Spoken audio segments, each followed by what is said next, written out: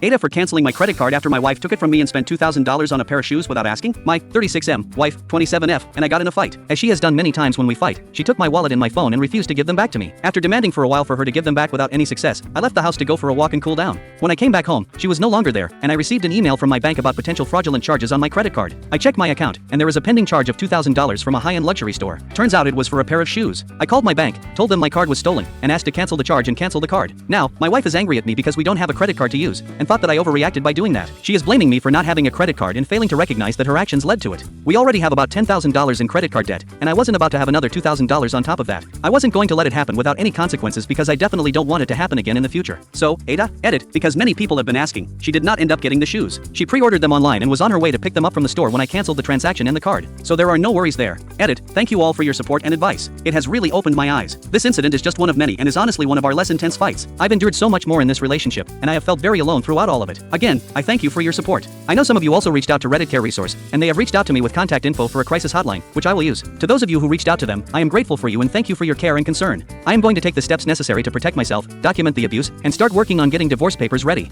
I know I can't live like this for the rest of my life, and need to get out of this terrible situation I have put myself in. For those of you asking whether or not we have kids, luckily, we do not, and we do not have any plans to. I will make sure it stays that way. Thank you all again. You have made me feel very supported during a time in my life when I have felt very alone and scared. I really can't thank you enough.